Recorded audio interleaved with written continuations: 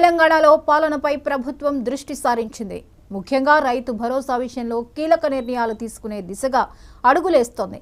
పంటలు సాగు చేసే వారికే రైతు భరోసా అందించాలనే యోచనలో ప్రభుత్వం ఉన్నట్లు సమాచారం. ఆ దిశగా రేవంత్ సర్కార్ అడుగులు కూడా వేస్తున్నట్లు తెలుస్తోంది.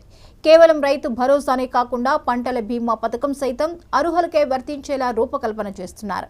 2 లక్షల పంటల రుణాలు ఏకకాలంలో మాఫీపై త్వరలోనే స్పష్టత వచ్చే అవకాశం ఉందని మంత్రి తుమ్మల తెలిపారు. ఆగస్టు 15 నాటికి 2 లక్షల పంట రుణమాఫీ చేసే దిశగా చర్యలు చేపట్టినట్లు సమాచారం.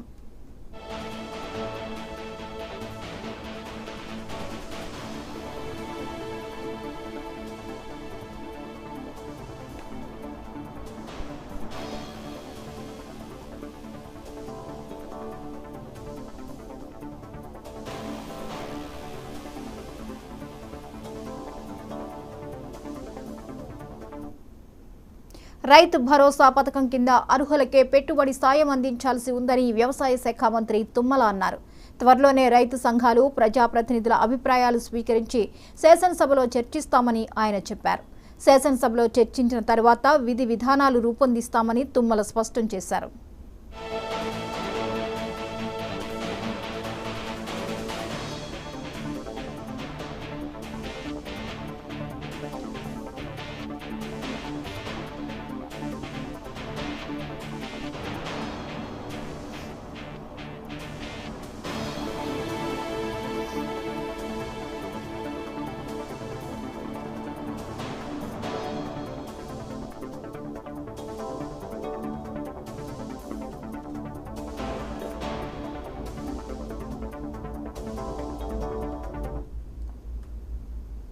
తెలంగాణలో పాలనపై ప్రభుత్వం దృష్టి సారించింది. ముఖ్యంగా రైతు భరోసా విషయంలో కీలక నిర్ణయాలు తీసుకునే దిశగా అడుగులేస్తోంది.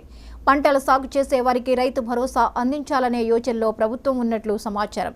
ఆ దిశగా రేవంత్ సర్కార్ అడుగులు కూడా వేస్తున్నట్లు తెలుస్తోంది. కేవలం రైతు భరోసానే కాకుండా పంటల బీమా పథకం సైతం అర్హులకే వర్తించేలా రూపకల్పన చేస్తున్నారు. 2 లక్షల పంట రుణాలు ఏకకాలంలో మాఫీపై త్వరలోనే స్పష్టత వచ్చే అవకాశం ఉందని మంత్రి తుమ్మల తెలిపారు. ఆగస్టు 15 నాటికి 2 లక్షల పంట రుణమాఫీ చేసే దిశగా చర్యలు చేపట్టినట్లు సమాచారం.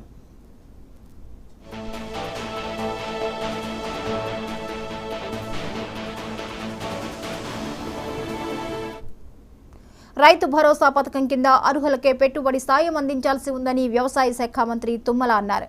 త్వరలోనే రైతు సంఘాలు, ప్రజాప్రతినిధుల అభిప్రాయాలు స్వీకరించి శాసనసభలో చర్చిస్తామని ఆయన చెప్పారు.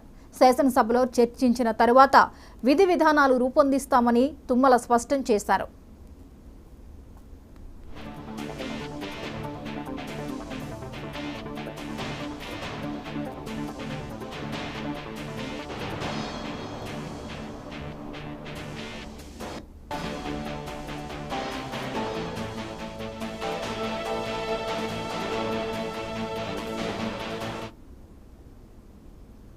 నరసాపురం నియోజకవర్గాన్ని అభివృద్ధి పదంలో నడిపిస్తానని